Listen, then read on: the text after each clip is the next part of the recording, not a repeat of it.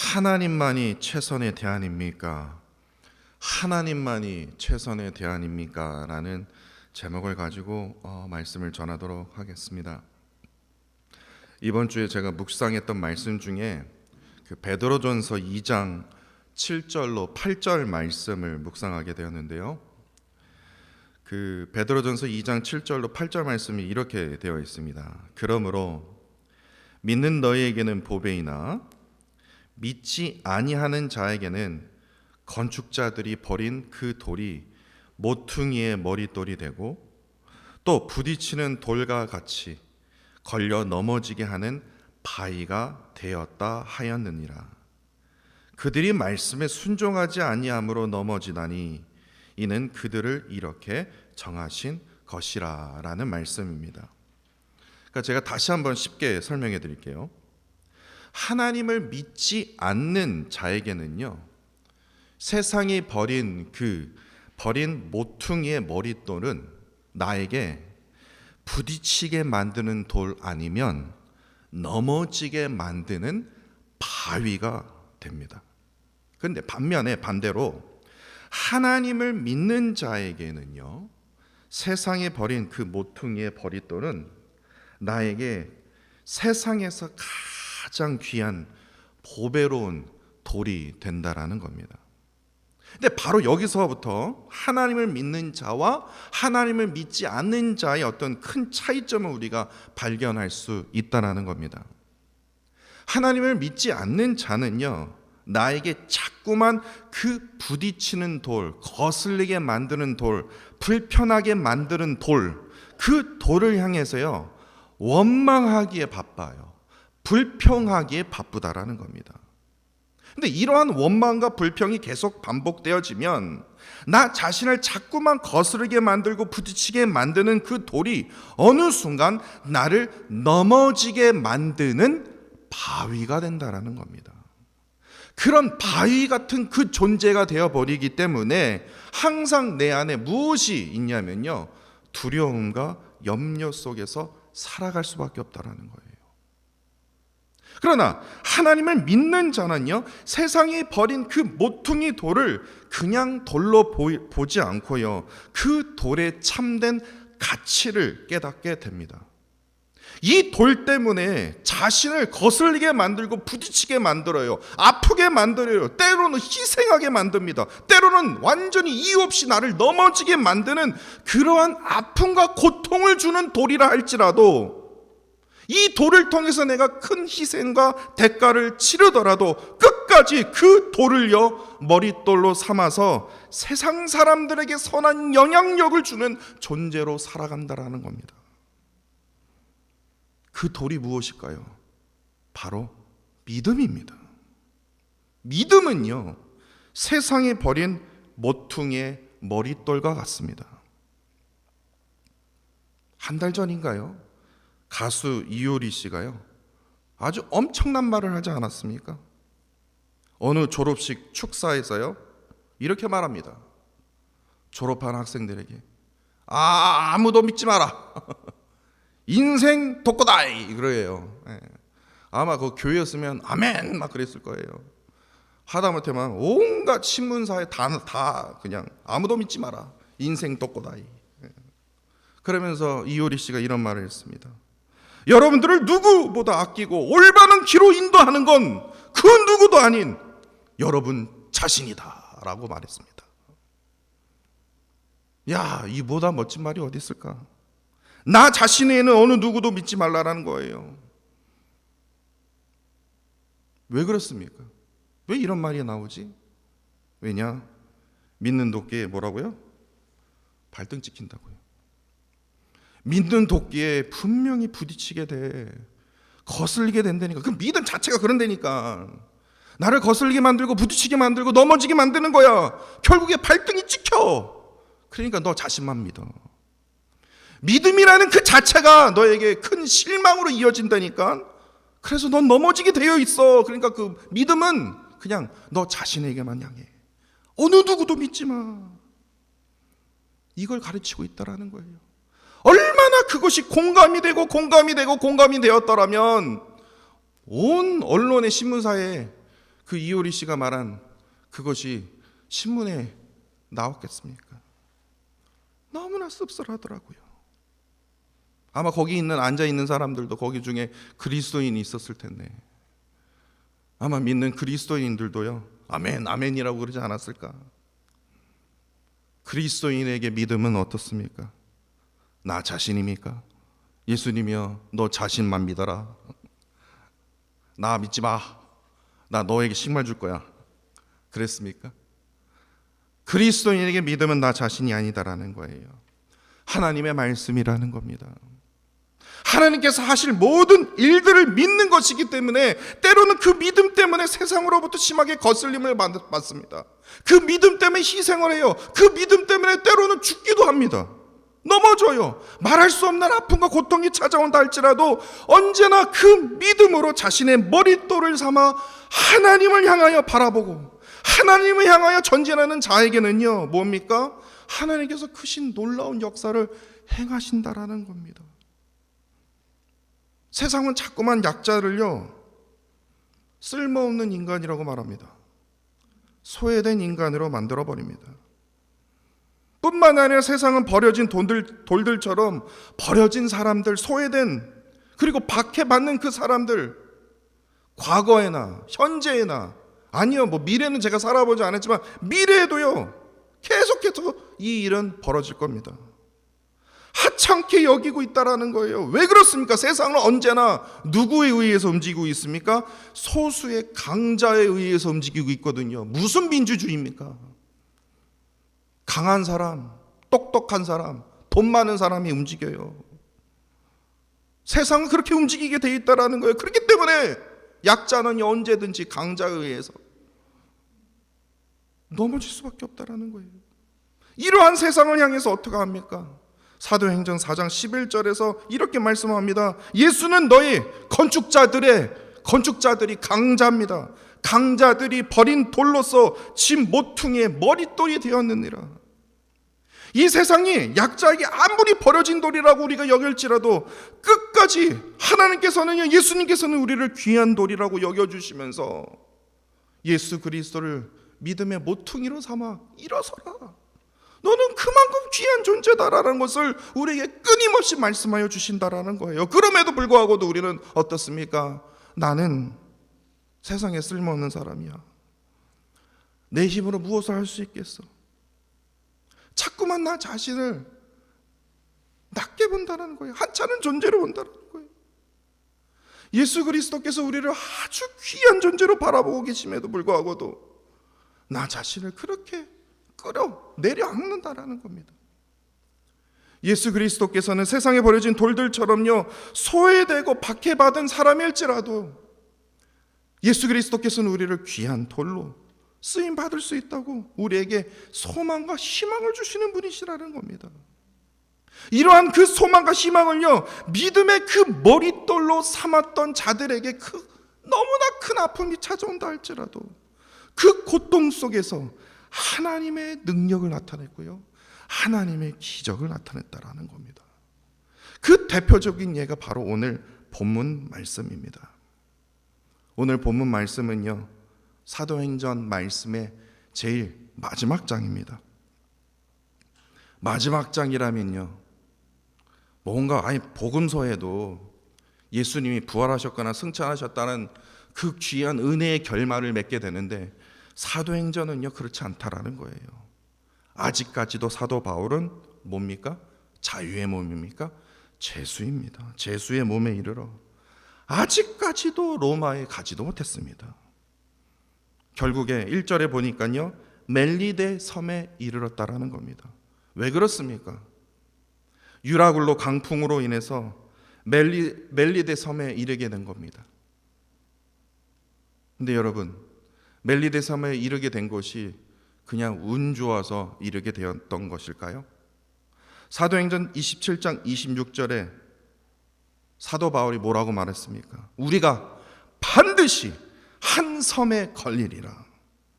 그 믿음의 선포가 실제로 오늘 28절 1절 말씀에 이루어진 것이에요. 모든 사람들이 다 들었습니다. 배에 있던 사람들이 다 그 믿음의 고백을 다 직접 들었어요. 그럼에도 그 로마 군인들은 어떻습니까? 그 믿음의 머릿돌을 버리듯이 사도 바울의 그 믿음의 선포를 완전히 끝까지 버려버렸습니다. 그리고는 사도 바울을 끝까지 죄수로 여겼으며, 사도행전 27장 42절에 보니까요, 죄수가요, 만약에 헤엄쳐서 도망가면 죽이는 것이 좋지 않습니까? 라고 여길 정도로 사도 바울을 너무나 하찮은 죄수의 존재로 뭡니까? 여기고 있었다라는 겁니다. 이뿐만이 아닙니다. 오늘 본문 3절을 보시면요, 멜리데 섬에 불을 피울 때 필요한 나무를 2절에 보시면요, 특별한 동정을 보여주었던 원주민들이 그 불에 필요한 나무들을 계속 대고 있었는데요, 3절에 보세요. 사도 바울이 직접 나무를 가져가게 됩니다. 이게 무슨 뜻입니까? 아마도 로마 군인들이 죄수인 이 사도 바울을 하찮은 종으로 대하고 있음을 보게 됩니다. 사도 바울이 말했던 그 믿음의 선포가요, 반드시 한 섬에 걸리리라 해서 멜리데 섬에 걸렸음에도 불구하고도, 이것이 실제로, 그 믿음이 실제로 일어났음에도 불구하고도 로마 군인들은 사도 바울을 세상의 죄수로, 죽여도 좋은 하찮은, 정말 하찮은 세상에 버려진 모퉁이 돌로 여겼다라는 겁니다. 이뿐만이 아닙니다. 나무 묶음 속에 숨어있던 독사가요, 사도 바울의 손을 물게 됩니다. 원주민들은 그 독사가 어떤 독사인지를 잘 알고 있어요. 6절에 보시면요, 사도 바울이 붙든지 몸이 부어서 죽든지 아니면 갑자기 그냥 팍 쓸어서 죽든지 급사할 줄 알았습니다. 그러면서 하는 말이 5절을 한번 보세요. 진실로 이 바울은 살인자로다. 살인자로다. 무엇을 보고 살인자라고 얘기했을까요? 바다에서 구조를 받았으나 공의가 그를 살리지 못하게 함이로다. 이게 무슨 말이냐면요, 이걸 헬라어로 보면 이해가 됩니다. 5절 말씀에 우리말 공의를요, 그냥 우리가 생각하는 공의가 아니라 헬라어로 디케라고 말합니다. 디케라는 것은 그리스 로마 신화예요. 그거 읽어보시면 아실 거예요. 정의의 여신. 그 정의의 여신의 이름이 바로 디케입니다. 지금 원주민들은 그 디케를 말하고 있다는 거예요. 정의의 여신 디케가 정의로운 보복으로 이 살인자 바울을 독사를 통해서 뭐합니까? 심판하고 있겠구나. 독사가 물었다라는 것은 그 정의의 여신 디케가, 공의의 여신 그 디케가 지금 사도 바울을 독사를 통해서 지금 심판하고 있구나. 이 살인자 바울아! 라고 얘기하는 거예요. 얼마나 어이없습니까? 사도 바울은요, 지금 가는 곳곳마다 그를 참으로 하찮은 존재로 여기고 있다라는 겁니다. 그것도 사도행전 말씀을 마무리하는 그 마지막 장에서도 사도 바울이 우리가 반드시 한 섬에 걸리리라는 그 분명한 그 믿음의 선포 이후에도요, 로마 군인들은 사도 바울이 도망가면 저건 죽여야 돼. 아주 죽이기 좋은 죄수야. 독사에 물려도 전혀 상관없는 종이야. 뿐만 아니라 멜리데 원주민들까지도요, 사도 바울을 뭐합니까? 독사에 물려도 죽여, 반드시 죽어야 하는 살인자로 여기고 있다라는 겁니다. 이게 바로 오늘 본문의 이야기입니다. 더군다나 사도행전 마지막 28장에서요. 사실 오늘 본문의 사도 바울처럼 오늘날의 그리스도인에도요, 세상에 버려진 모퉁이돌과 같이요, 참으로 하찮고 연약한 존재로 여기고 있다라는 겁니다. 에이구, 네 자신이 하나 믿지 무슨 하나님을 믿고 사느냐. 이러한 말들이 계속해서 우리를 향하고 있기 때문에 그리스도인에게 그나마 남아있던 그 믿음마저도 사라져버리게 만드는 그러한 아픔과 고통을 더하는 세상 아닙니까? 이러한 아픔과 고통이 계속해서 무시하는 어떤 그런 말들이 계속 반복되어지다 참으로 안타깝게도요, 하나님을 예배하지 않아도, 말씀을 읽지 않아도, 아니요, 기도하지 않아도요, 어떠한 영적인 거슬림이 느껴지지 않는다는 거예요. 그냥 의미 없는 그냥 신앙생활뿐만 아니라 그냥 신앙생활을 그냥 단지 그냥 교회 오빠 만나기 위해서요? 그냥 단지 그냥 친교로만 여기는 그런 세상에 우리가 살고 있다라는 거예요. 뿐만 아니라 더 심각한 거 무엇인 줄 아십니까? 교회 안에서도요, 이효리 씨가 얘기한 거랑 별반 다를 게 없어요. 믿을 것은 나 자신밖에 없다라는 거예요. 목사를 내가 어떻게 믿냐? 누가 믿으래요? 믿지 마세요. 장로 믿을 게 없다라는 거예요. 믿을 건 나 자신밖에 없다고 여기면서 예배 드리고 있다라는 거예요. 하나님을 향한 믿음과 성경 읽기, 기도하는 것을 강조하는 거요, 이게요 참으로 듣기 싫은 잔소리처럼 여기는 세상이 되어버렸다라는 겁니다. 저도 부인하고 싶을 정도로요. 그런데 그러한 세상이에요. 이러한 세상일지라도 우리가 절대로 잊지 말아야 할 것이 있습니다.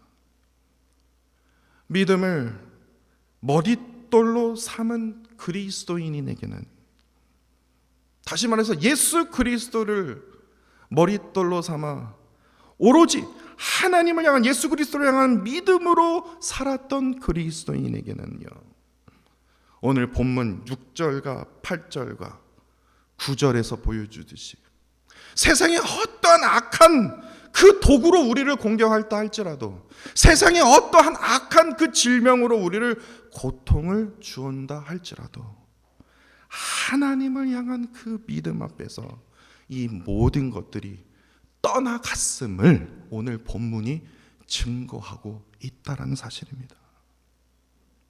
이를 통해서 10절 말씀처럼요, 세상이 하나님을 믿음으로 하나님을 믿음으로 대상으로 따르는 그 자들을요, 세상이 그러한 자들을 따르게 만드는, 섬기게 만드는 그런 기적을 행하신다라는 겁니다. 하나님을 향한 그 믿음으로 신앙의 머릿돌로 삼아 살아가는 그 그리스도인에게는요, 오늘 본문의 사도 바울처럼요, 하찮은 존재일지라도 결국에 하나님께서 그 사도 바울을 높여주시고 또한 세상 사람들까지도 그를 높여주시는 그 은혜를 허락하여 주신다고 오늘 본문 말씀은 기록하고 있다는 겁니다. 제가 운전을 하면서 이찬수 목사님의 설교를 자주 듣거든요.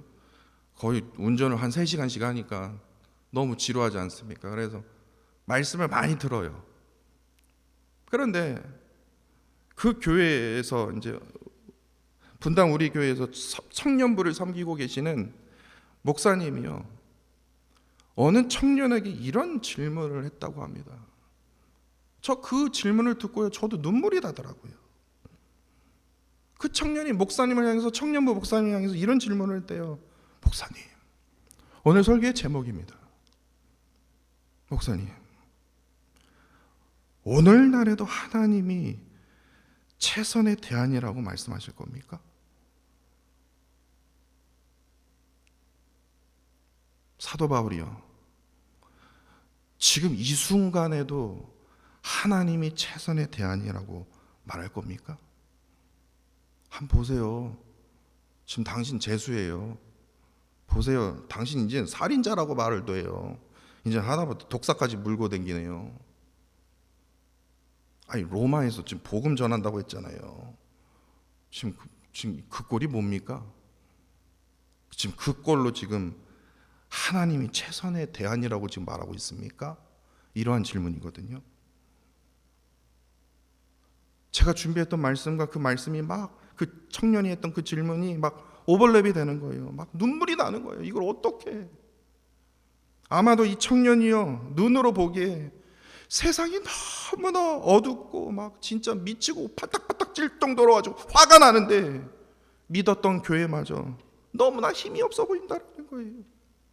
너무나 무기력해 보인다라는 거예요. 이 답답한 이 청년은요, 목사님에게 이렇게 물었던 거예요. 그래도 하나님이 최선의 대안이라고 지금 생각하십니까? 눈물이 나더라고요. 만약에 이 청년이 저에게 만약에 이 질문을 묻는다면 저는 이렇게 답하고 싶더라고요. 아니, 저도 알아요. 하나님만이 최선이 대안이기 때문에 지금 다윗처럼 지금 울고 있는 거예요. 울고 싶어서 우는 게 아니라 하나님만이 최선의 대안이기 때문에 지금도 부르짖고 있는 거예요. 내가 그 하나님을 만났거든요. 내가 그 하나님을 내가 체험했거든요. 저도 압니다. 눈에 보이지 않고 지금 눈으로 지금 이해할 수 없는 상황이 나에게 벌인다 할지라도 그럼에도 불구하고도 우리는 그 믿음을 머릿돌로 삼아 나의 믿음의 대상 되시는 그 하나님이 최선의 대안이십니다 라고 몸부림치는 그러한 신앙이 필요하다는 겁니다. 하나님이 최선의 대안이십니다. 앞서 말씀드렸듯이 오늘 본문 말씀은요, 사도행전의 마지막 장입니다. 결론에 이르는 마지막 장에서도 사도 바울은요, 아직까지도 우리에게 이렇게 말합니다. 하나님만이 우리의 최선의 대안이십니다. 아니, 지금 로마에서 아직도 복음도 전하지도 못했잖아요. 지금 독사에 물려서 지금 고통받고 있잖아요. 가는 곳곳마다 당신을 지금 살인자라고, 죽여도 좋은 존재라고 지금 말하고 있잖아요. 그럼에도 불구하고도 사도 바울은요, 우리에게 그럼에도 불구하고도 하나님이 우리의 최선의 대안이십니다. 이러한 악조건 속에서도 하나님만이 우리의 믿음의 머릿돌 되십니다. 예수 그리스도만이 우리의 믿음의 머릿돌이 되십니다 라고 지금 우리에게 증거하고 있다라는 겁니다. 이것을 믿고 있었기에 사도 바울은 비록 자신이 정말 하찮은 존재로 여길지라도 주의 복음을 향해서 한 걸음 한 걸음 끝까지 포기하지 않고 그 길을 감당할 수 있었다라는 겁니다. 그 은혜를 깨달으면서요, 갑자기 제 입 속에서 이런 찬양이 떠오르더라고요. 오직 주만이 나의 반석, 나의 구원이시니 오직 주만이 나의 산소, 내가 요동치 아니하리.